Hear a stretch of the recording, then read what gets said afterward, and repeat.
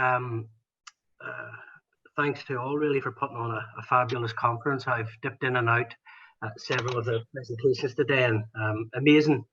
And thanks to Roy, Terry, Shane, and John, and Jenny, and others for the opportunity to present.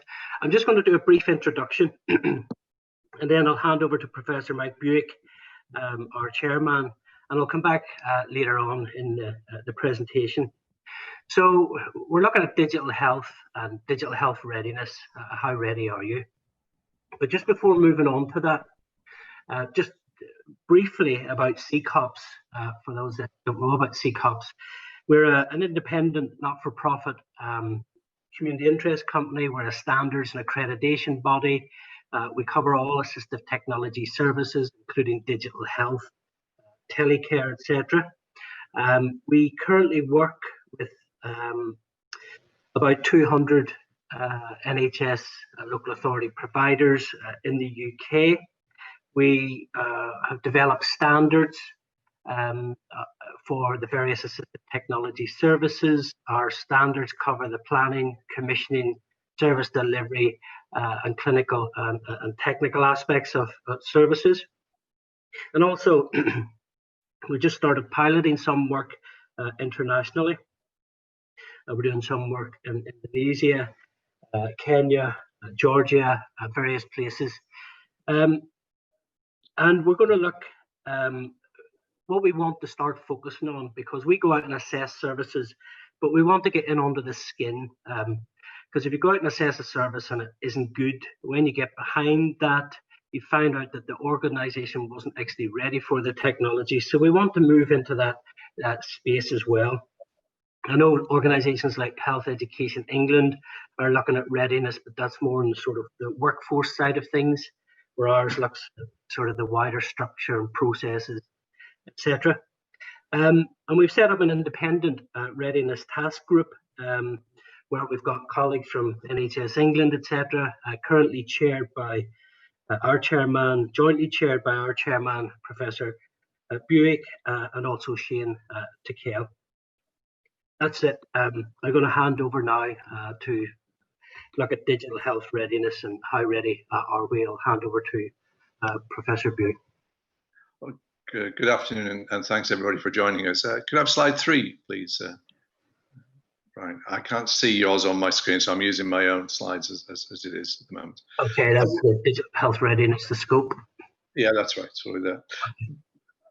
Firstly, thank you for listening to this. It could be a very dry talk, this, about almost akin to assessment for a CQC visit, but I hope we can make it a little bit more entertaining, because obviously readiness is about how you interpret the market that is around us, the organizations that are within that market, and the personnel and people there who are desperate for innovation and change, but often stymied by the fact that there's no standardization or even standardization of approach. So we've looked at this from sort of the macro, the meso, and the micro down to the individual and their responsibilities through to policymakers and the market itself.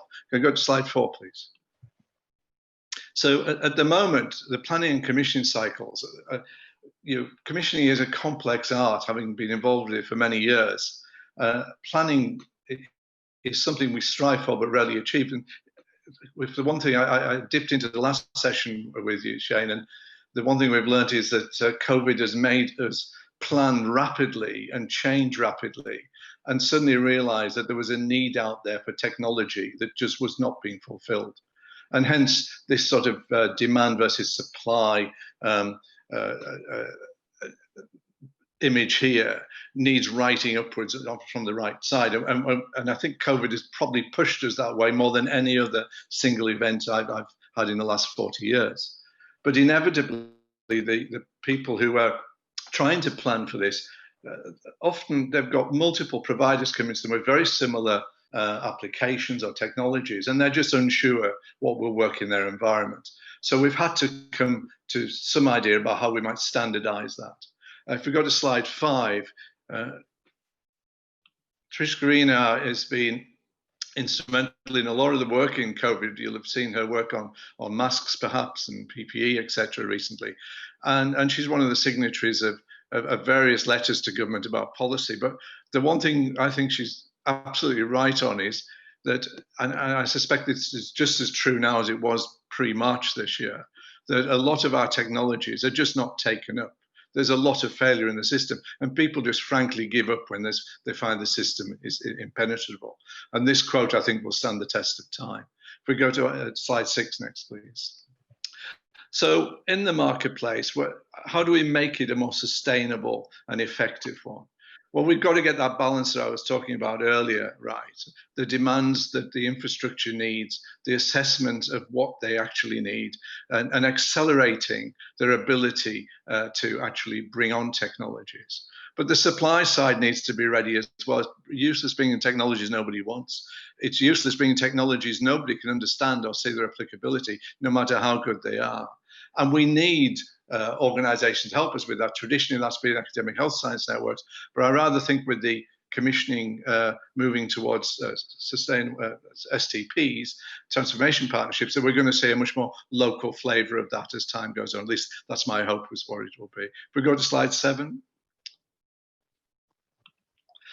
So it's essential that organizations understand what they need to do. And we hope through CCOPs we can help them do that, both through the codes of practice that we've developed, but also giving this ethos about quality improvement and change within your organization. And a lot of that comes down to the leadership and culture of that organization. And I bet you've heard that statement a lot today about how organizations are reliant on those individuals and teams that push forward innovation. And this is really part of our ethos, which is to try and make sure that people are aligned in the system and ready for that technological change. Can we go to slide 8, please? And at an individual level, Brian was mentioning about HEE before, and some of the issues they're going through with technological change and how we prepare our workforce. And there really is a strategic need to focus on technology, IT in particular, and the training and skills that go with that. But we also need a public that is informed about how we're now going to access the system.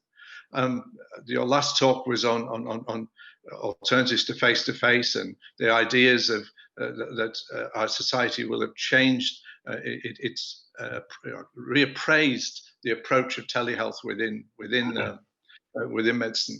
And I see that we have an informed public, a workforce that has been prepared for this, and an organization that is in the position to accept new technologies willingly and looking forward to using them, then I think we can make a major step forward over the next few months. And it'll have to be the next few months, because as I think you mentioned in between talks, Shane, the next 6 months are going to be pretty tough.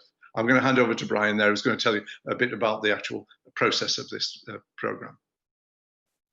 Okay, thanks very much, Mike. That's very helpful. So digital health readiness, how can we assess digital health readiness? How can we identify what readiness actually looks like? And how can we scale and accelerate readiness? So we'll just look at some of that.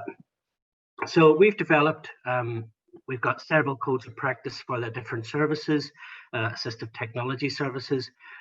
We've developed an international code of practice for planning, commissioning and providing technology-enabled care services, which acts as a quality framework for procurement and provision of services. And you will see a foreword there by yours truly, Mr. Roy Lilly. Roy's just quoting Roy. This well-researched code provides an end-to-end solution from early planning to post-implementation, as well as a reassurance that innovative projects can be implemented on time and with success, which is really important. So the code of practice, or the quality framework, we've broken it down into two. It's excuse me, it's like a whole system approach, where we've got both the planning and commissioning, and also service delivery. Now, I'm not going to go into each of these code standards, but they don't really introduce anything that people shouldn't already be doing. For example, strategic planning, excuse me, involvement of stakeholders, partnerships, governance, business case development, right through to performance management and continuous improvement, and measuring and evaluating service impact. What processes do they have in place to do that? And also the service provision. So this is the providers of digital health. And again, doesn't introduce anything new. Governance, risk, legal regulatory obligations, management referrals, assessment, procurement of technologies. Again, right through to measuring and demonstrating service impact on how they do that. So we don't have time really to go into the detail, but we've developed a piece of software as well as the quality framework, and we've incorporated all of our standards into this tool, and it allows organizations to assess. I mean, we can support organizations in that, or they can self-assess. But it's also got a continuous improvement focus, which is important because you don't want to end up with the same level of or standard of service for the next 5 years. You want services to continuously improve, and this tool enables organizations to do that. So the ICOPS tool, it really helps with assessing readiness because it factors in all of the areas that you need to be looking at. And if I self-assessed my organization, or we helped an organization and it looked like this, where most of the standards are requires improvement or inadequate, I wouldn't go near technology. I just wouldn't go near it. It's just a waste of time and money, and you're not going to get the outcomes. So the tool, sorry, it's a bit too detailed, but the tool, it actually goes into factors that are hindering progress, what needs done, who's going to do it, what's the success criteria, when's it got to be done by, and then you've got the progress. You can monitor progress right across organizations on every one of the standards. And that really helps to accelerate readiness, because that's what we need to do. We want to push and accelerate readiness and take people to the point where they are really ready for the technologies. I mean, this tool, there's a tool for planning and commissioning, and also for service provision, where providers are required to evidence continuous improvement as part of the contract. And scaling up, something that we've built into the tool using the quality framework is that these regions, we could be looking at 5 regions. These could be integrated care systems, they could be hospitals. We've developed or built in an overlay feature where we can see those areas all together, and where there's a commitment to work in partnership. It's about really we can share good practice, and this is stuff happening on the ground. So it's got a community building approach, and that helps accelerate readiness by that groundwork.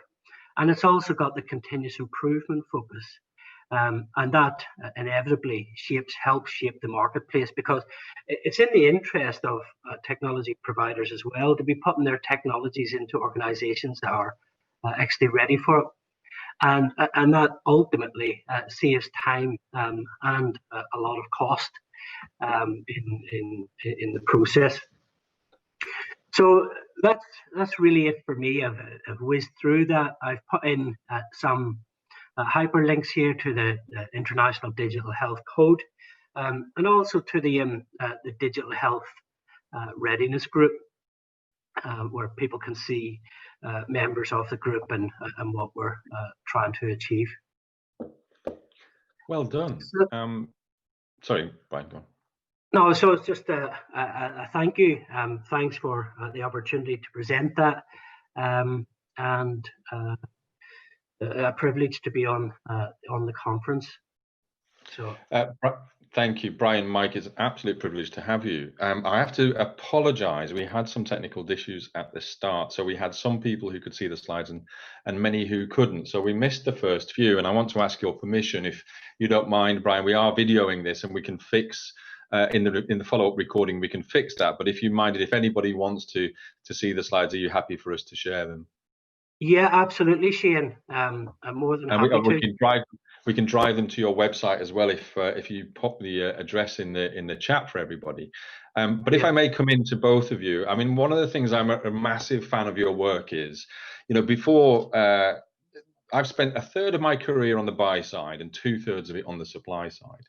And so I've had the frustration of having to justify the need for change, adoption, implementation. And then I've had the frustration of trying to, and I see my role as one of education, trying to represent the clinician and the patient as an advocate, but as a supplier of technology. The number of years where we've had people who have frustratingly not been able to achieve the go-ahead. And here we are in the last 6 months. Who knew? We got some great sessions today. We had Matthew Gould, who I think showed great leadership at the start of this and said, with governance, let's put it on one page. They're the rules you need to abide by. 6 months later, he's come back and said, we've done really good, keep going. And I think that's a great example of leadership, how we can get through red tape, make things happen. Now, what I'm really impressed about your solution, but your philosophy, and clearly the success of it's being adopted across the world now, is that actually you've put a framework that not many people through their careers actually are trained to do this, but you've made it, to me, be reasonable, be understandable, and to know where you are and help you get to where you need to be, to go through a less, the last 6 months, hopefully not a reflection of the rest of life. It might be another tough 6 months or even 18 months. But you've got a framework there that I think allows people to simply understand what needs to be thought about. Have we done that? What questions must we ask ourselves? And then present that to the people who have got to take the responsibility of approving it and then letting people get on. That's what comes across to me. And I hope that's what came across to the audience. And I hope that your work continues, because I think it's so important in this environment where we have to do things properly, get funding, get people ready. And I applaud you both for it. Thank you, Shane. Thank you. Just to add to that, Shane, most of the concepts that we're talking about are not complex. We're just working complex systems. And if Matthew this morning said that we should, it should be a plan on a page for governance, I'm all for that. And I think what we're trying to do is to make this accessible to people who are not dealing with these sort of complex areas every day of their lives. They're in procurement departments, they're in finance departments, and we want to make it real to them that their organization will know where it is and what the gap is to get to where they need to be. Now, I don't think that needs a CQC style investigation every time. I think it needs something that is straightforward and you would use as a normal tool before you ever go out to procure new technologies. And if you can't do it, maybe the neighbor down the road in your STP can, because not all organizations have the resources of some of the larger trusts. So maybe we can think about how you would share that across it. And so Brian's view about this being a sort of a community of practice, I think, is a good idea. Absolutely. And that's what today's all been about. I'd like to thank you both, gentlemen, for your contribution, not just for this 20 minutes, the preparation. I wish you well with your work. I really do. I think it's really important, and I haven't seen anything else quite like it. So again, my thanks for joining us this afternoon, and good luck. We're going to